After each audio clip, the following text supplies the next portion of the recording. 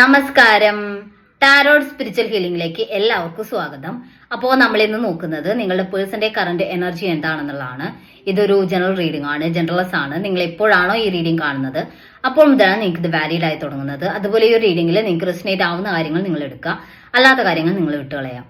അതുപോലെ ലവേഴ്സ് ആയിക്കോട്ടെ, extra marital അഫെയറിലുള്ള ആളുകളായിക്കോട്ടെ, എല്ലാവർക്കും ഈ ഒരു റീഡിംഗ് എടുക്കാവുന്നതാണ്. നിങ്ങൾക്ക് പേഴ്സണൽ റീഡിംഗ് ആവശ്യമുണ്ടെങ്കിൽ മുകളിൽ കൊടുക്കുന്ന വാട്സ്ആപ്പ് നമ്പറിൽ കോൺടാക്ട് ചെയ്യാവുന്നതാണ് കേട്ടോ. അപ്പോൾ പോസിറ്റീവ് മൈൻഡ് സെറ്റോട് കൂടി ഇരുന്നിട്ട് റീഡിംഗ് ആണ്.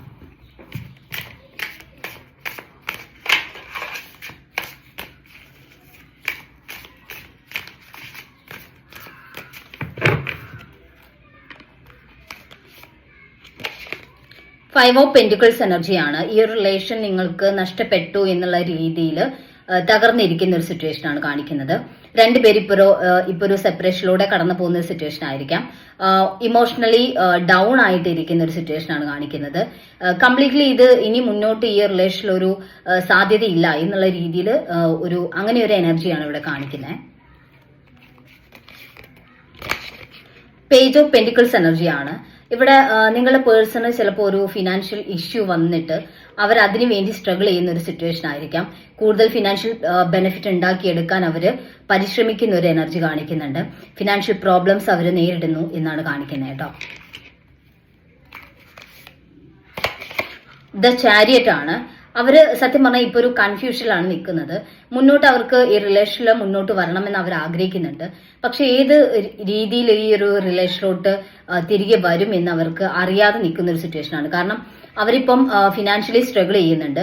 നിങ്ങളുമായിട്ടുള്ള റിലേഷനിൽ അവർക്കൊരു ഫിനാൻഷ്യൽ ഗ്രോത്ത് ഉണ്ടാവോ, അല്ലെങ്കിൽ അങ്ങനെ ഒരു ഫിനാൻഷ്യൽ സപ്പോർട്ട് നിങ്ങളുടെ ഭാഗത്തുനിന്ന് കിട്ടുമോ എന്നുള്ള ഒരു ചിന്ത അവർക്കുണ്ട്. അപ്പം അവര് എന്താണ് തീരുമാനിക്കേണ്ടത് എന്നറിയാതെ ഒരു കൺഫ്യൂഷൻ കാണിക്കുന്നുണ്ട് അവിടെ. ഏസ് ഓഫ് പെന്റിക്കിൾസ് എനർജിയാണ്. അവർക്കിപ്പം ഈ റിലേഷൻ ഒരു കമ്മിറ്റ്മെന്റിലോട്ട് കൊണ്ടുപോവാണെങ്കിൽ അവരുടെ ലൈഫിൽ അവർ കുറച്ച് ഫിനാൻഷ്യൽ ബുദ്ധിമുട്ടുകൾ അനുഭവിക്കുന്നുണ്ട്.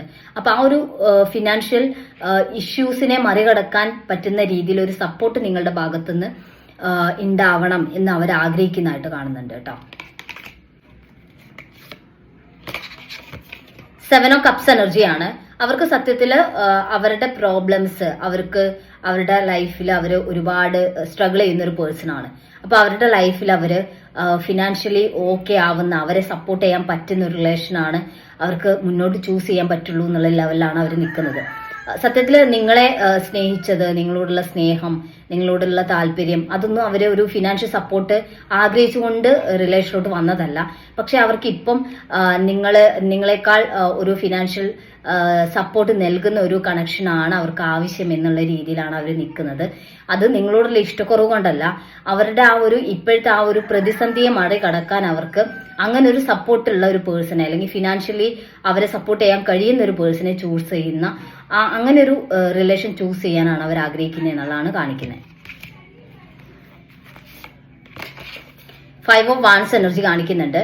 അങ്ങനെ ഒരു തീരുമാനം, അങ്ങനെ ഒരു കൺഫ്യൂഷൻ അവരുടെ മനസ്സിലുള്ളത് കൊണ്ട് തന്നെ അവർ ചിലപ്പോൾ മനഃപൂർവ്വം നിങ്ങളോട് ഇഷ്യൂസ് ഉണ്ടാക്കുന്നുണ്ടാവാം. വാക്ക് തർക്കങ്ങൾ നിങ്ങൾ തമ്മിൽ ഉണ്ടാവുന്നുണ്ടാവാം, വഴക്കുകൾ ഉണ്ടാവുന്നുണ്ടാവാം. അപ്പോൾ അവർക്ക് ഈ റിലേഷൻ മടുത്തു, നിങ്ങൾ തമ്മിൽ എപ്പോഴും ഇഷ്യൂസ് ആണെന്നുള്ള രീതിയിൽ ഈ റിലേഷനിൽ നിന്ന് അവര് അകൽച്ച വെച്ച് മാറി നിൽക്കാൻ ശ്രമിക്കുന്നുണ്ടാവാം. മനഃപൂർവ്വം അവര് ഇഷ്യൂസ് ക്രിയേറ്റ് ചെയ്യുന്നതായിട്ട് കാണുന്നുണ്ട്. ശരിക്കും ഇഷ്യൂസ് ഉണ്ടായതുകൊണ്ടല്ല, അതായത് ചില സംസാരങ്ങളിലൂടെ ഒരു പ്രശ്നങ്ങൾ അവർ ക്രിയേറ്റ് ചെയ്യുന്നു എന്ന് കാണിക്കുന്നുണ്ട് കേട്ടോ. ഈ റിലേഷനെ വിട്ട് നിൽക്കാനുള്ള ഒരു ടെൻഡൻസി അവർക്കുള്ളതായിട്ട് കാണുന്നുണ്ട്. ഡെത്ത് ആൻഡ് റീബർത്ത് ആണ്. സത്യം പറഞ്ഞാൽ ഈ റിലേഷനിൽ നിന്ന് കംപ്ലീറ്റ്ലി മാറി നിന്ന് അവർ ഈ റിലേഷൻ എൻഡാക്കി പോകുന്ന ഒരു സിറ്റുവേഷൻ കാണിക്കുന്നുണ്ട്. ചിലപ്പോൾ എൻഡാക്കി പോയിട്ടുണ്ടാവാം.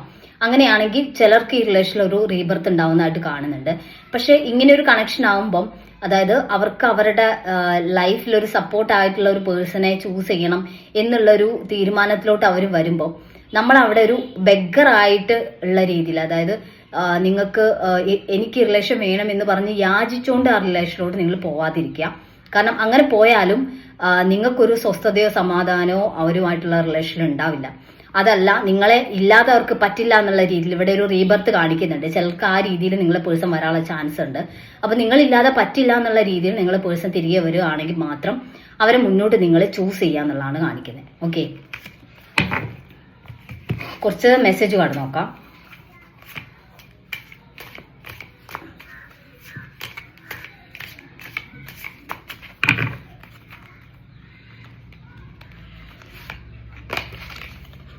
ഇൻസെക്യൂർ എന്ന് കാണിക്കുന്നത് അവരുടെ ലൈഫിലെ പ്രോബ്ലംസ് ആണ്. സത്യം പറഞ്ഞാൽ അവർക്ക് നിങ്ങളെ ചൂസ് ചെയ്യാൻ അവർക്ക് പറ്റാത്തത് അവരുടെ ലൈഫ് പ്രോബ്ലംസ് ആണെന്നാണ് കാണിക്കുന്നത്.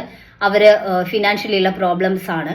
അപ്പൊ അത് ഓക്കെ ആക്കാൻ പറ്റുന്ന, അതിനെ സപ്പോർട്ട് ചെയ്യാൻ പറ്റുന്ന ഒരു റിലേഷനെ അവർക്ക് ചൂസ് ചെയ്യാൻ പറ്റുള്ളൂ. അതുകൊണ്ടാണ് അവര് ഈ റിലേഷനിൽ നിന്ന് ഒരു ഗ്യാപ്പ് ഇടുന്നതെന്നാണ് കാണിക്കുന്നത്.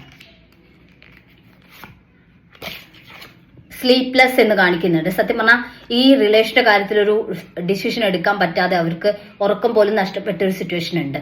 ചിലർക്ക് അവര് നിങ്ങളിലേക്ക് തന്നെ ഇനിയിപ്പം ഫിനാൻഷ്യൽ പ്രോബ്ലംസ് ഉണ്ടെങ്കിലും ഞാൻ ഈ റിലേഷനെ ചൂസ് ചെയ്യും എന്നുള്ള രീതിയിൽ അവർ നിങ്ങളെ തന്നെ ചൂസ് ചെയ്യുന്ന ഒരു എനർജിയിലോട്ട് വരാനുള്ള ചാൻസ് കാണിക്കുന്നുണ്ട്.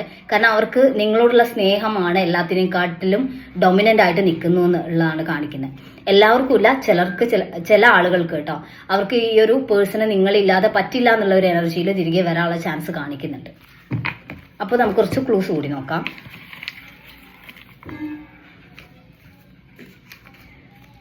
Pooruttathi, July, Rohini, letter D, Avittam, 1996, letter M, Chithira. അപ്പോൾ നിങ്ങൾക്ക് ഈ ഒരു റീഡിംഗ് ഇഷ്ടമെന്ന് വിചാരിക്കുന്നു. Thank U.